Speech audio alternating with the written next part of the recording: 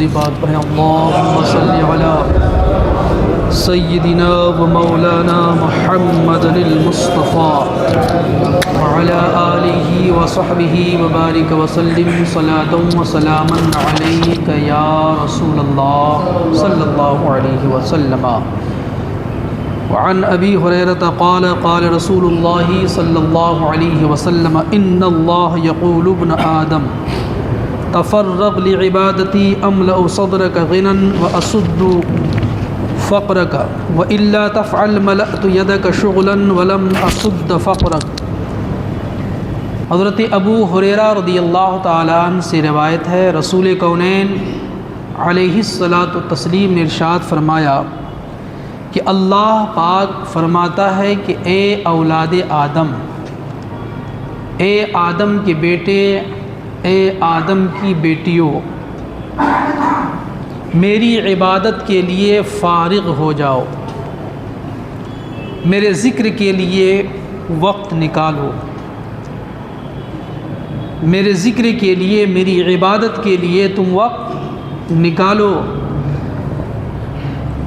اگر تم میرے ذکر کے لیے، میری عبادت کے لیے وقت نکالو گے، یعنی میرا ذکر کرو گے، میری عبادت کرو گے، اللہ پاک فرماتا ہے کہ املأ صدرک غنى، کہ تمہارے سینے کو میں غنا سے بھر دوں گا۔ اگر تم میری عبادت کرو گے، مجھے یاد کرو گے، میرا ذکر کرو گے، تو تمہارے سینے کو اطمینان و سکون عطا فرماؤں گا، اطمینان قلبی۔ اور یہ سچ ہے میرے دوست کہ دل کا اطمینان اور دل کو سکون اللہ کے ذکر سے ملا کرتا ہے۔ اللہ پاک نے واضح طور پہ فرمایا ہے الا بذکر اللہ تطمئن القلوب، سنو اور دھیان سے سنو، غور سے سنو، اللہ کے ذکر سے دل کو اطمینان حاصل ہوتا ہے۔ اور جب کسی کو طمانینت قلبی حاصل ہوا کرتی ہے، کسی کو دل کا سکون حاصل ہوا کرتا ہے، پرسکون دل حاصل ہوا کرتا ہے، تو اصل میں مالداری دل کا سکون ہی ہوا کرتا ہے، اصل میں وہی مالدار ہوا کرتا ہے۔ آقا کریم صلی اللہ علیہ وسلم آگے فرماتے ہیں کہ اللہ نے فرمایا کہ اگر تم ایسا نہ کرو، میری عبادت نہ کرو، میرا ذکر نہ کرو، تو پھر تمہارے ہاتھ کام کاج سے میں بھر دوں گا، اتنے کام تمہیں دے دوں گا کہ کام میں مصروف رہو گے، کام میں ڈوبے رہو گے، اسی میں تم پھنسے رہو گے، اور تمہارے لیے فقیری بھی دور نہیں کروں گا، فقیری اور محتاجی کا راستہ کھول دوں گا۔ لیکن جب رب تبارک و تعالیٰ کی ہم عبادت کریں گے، رب کا ذکر کریں گے، رب کو یاد کریں گے، تو اللہ فرماتا ہے کہ میں تمہاری غریبی، تمہاری فقیری، تمہاری محتاجی دور کر دوں گا۔ اگر تم نے یاد نہیں کیا تو پھر میں تمہیں محتاج بنا دوں گا۔ سچ ہے میرے دوست کہ آج جو بھی انسان اللہ اس کے رسول صلی اللہ علیہ وسلم کے ذکر سے دور ہے، اللہ کی عبادت سے دور ہے، وہ کروڑوں کما کر کے بھی وہ پریشان حال ہے، محتاج ہے، وہ فقیر ہے، وہ رات و دن اسی کوشش میں لگا رہتا ہے کہ یہاں سے یہ کیسے آئے گا، وہاں سے وہ کیسے آئے گا، کیونکہ دنیاوی دولت سے انسان کو دل کا سکون میسر نہیں ہوا کرتا ہے۔ آج بہت آسانی سے ہم اور آپ، ہمارے بزرگ، ہماری ماں بہن بیٹیاں، ہمارے بھائی یہ کہہ دیتے ہیں کہ وقت نہیں ملتا نماز پڑھنے کے لیے۔ ذرا غور کرو، یہ جملہ جو بھی استعمال کرتا ہے، یہ جملہ کتنا خطرناک ہے۔ جس پروردگار نے تمہیں جان دیا، جسم دیا، سارا جہان دیا، جس کے دیے ہوئے ہاتھ سے تم دنیاوی کام کرتے ہو، پاؤں سے دنیا کا کام کرتے ہو، زبان اور آنکھ سے دنیا کا کام کرتے ہو، اسی پروردگار کے ذکر کے لیے یہ کہتے ہیں کہ وقت نہیں ملتا ہے۔ نہایت ہی یہ قابل گرفت جملہ ہے، اس کا حساب بہت زبردست انداز میں ہوگا، نہیں بولنا چاہیے۔ یہ بہت ہی نقصان دہ جملہ ہے کہ ہمیں وقت نہیں ملتا ہے۔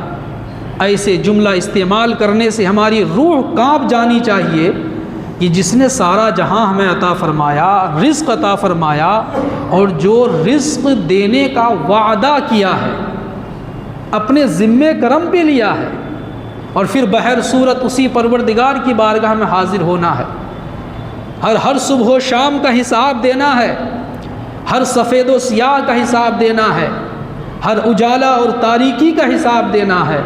اسی پروردگار کے بارے میں بولتے، اسی کے ذکر کے بارے میں بولتے ہیں کہ ہمیں وقت نہیں ملتا ہے، قرآن پڑھنے کا وقت نہیں ملتا ہے، نماز پڑھنے کا وقت نہیں ملتا ہے، درود پڑھنے کا وقت نہیں ملتا ہے، اللہ کے ذکر کا وقت نہیں ملتا ہے۔ یہ بہت ہی نقصان دہ جملہ ہے، یہ سوچ بہت ہی نقصان دہ ہے، یہ فکر بہت ہی نقصان دہ ہے۔ رب تبارک و تعالی جب وعدہ فرماتا ہے ان وعد اللہ حق، یقیناً اللہ تبارک و تعالی کا وعدہ سچا ہے۔ رب تبارک و تعالی نے جب فرمایا کہ میرے بندو میری عبادت کے لیے وقت نکالو، فارغ ہو جاؤ، کسی کام میں لگے ہوئے ہو نا، جب اللہ اکبر کی صدا بلند ہو جائے کام کو وہیں ڈراپ کر دو، روک دو کام کو، تھوڑی دیر کے لیے آؤ مجھے یاد کرو۔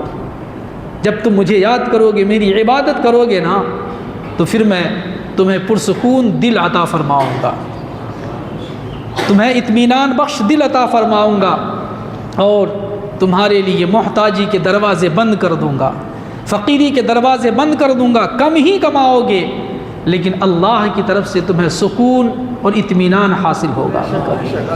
ہمیں یوں کرنا چاہیے نا۔